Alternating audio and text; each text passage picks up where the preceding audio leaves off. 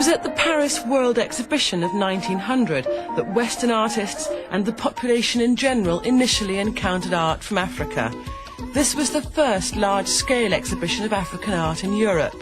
But this was the Colonial era, and the objects were the booty of conquest. Interesting curios of distant people, but not art.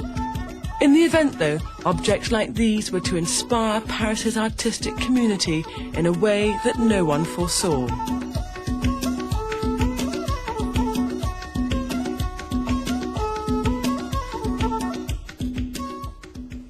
One of the artists who came into contact with African art early on was Pablo Picasso. His relationship with art from Africa not only acted as a catalyst for the development of Cubism, but changed the whole course of art in the 20th century. The story begins with what is now regarded as Picasso's seminal painting, the Demoiselle d'Avignon. In the spring of 1907, Picasso was working on a major picture of female nudes. It was going to be a tremendous, powerful statement. He wanted it to be aggressive. It was perhaps one of the most studied pictures he ever made. Picasso had begun to devise ways of simplifying the rendering of the body. And in early summer, he went on a visit to the Museum of Ethnography at the Trocadero. There he saw the tribal sculpture in the galleries.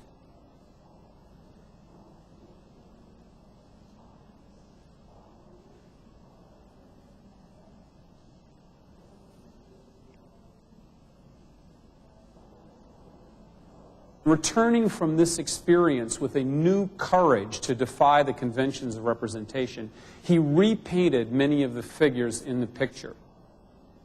This head seems to have a kind of scarification pattern and this so-called pie wedge or wedge of cheese nose, which seems to relate directly to African masks.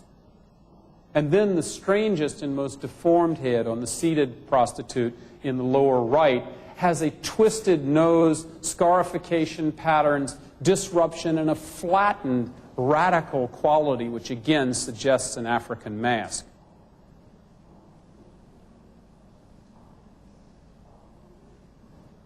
It gave him a new way to see, first of all, and secondly, it gave him a way to break away from his own European antecedents, the late 19th century tradition of painting.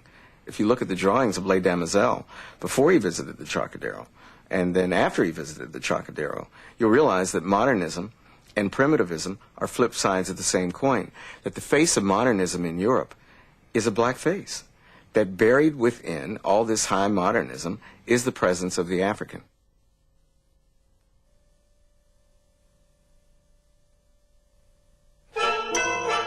In the decades that followed, the direction of European art was radically changed. Shapes became non-naturalistic, stylized, aggressive and exaggerated. Abstraction began to develop.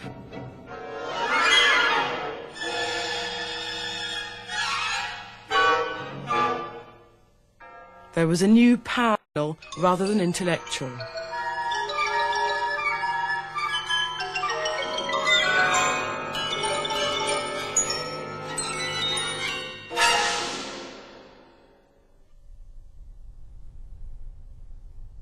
Picasso, who finally admitted in 1942 that African art had been a pivotal influence upon him, describes it in terms that are so similar to the way that Freud describes the encounter with the uncanny. Everybody talks about the influences that the Negroes had on me. What can I do? We all of us love fetishes. Van Gogh once said, Japanese art, we all had that in common. For us, it's the Negroes. When I went to the old Trocadero, it was disgusting. The smell. I was alone. I wanted to get away, but I didn't leave. I stayed. I stayed.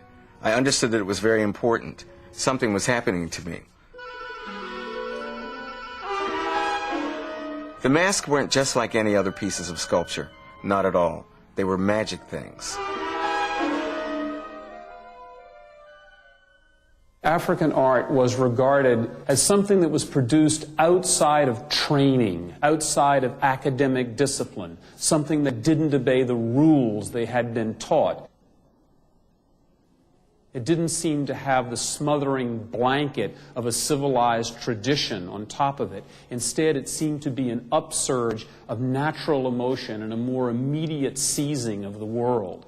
And so they found that it was more true and more direct to the wellsprings of basic creativity in the human spirit.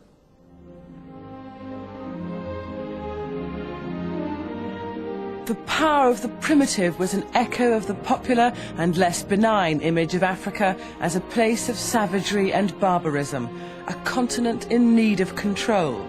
It was an image of primitivism shamelessly promoted with missionary zeal, and often with ludicrous excess by the colonial powers who sought to justify their own claims to be civilizing Africa. For different reasons, artists too embraced the idea of the dark continent. Africa was perceived, as best we can judge, by early modern artists in terms of a set of cliches which might center on the term darkness and the dark continent. They saw the idea of mystery, of magic, of savagery as being located in an area of Africa beyond traditional civilized contact. And this sense led them to believe that by exploring African art and by touching into what African art could bring them, they would also get back to something deeper and purer in their own spirits.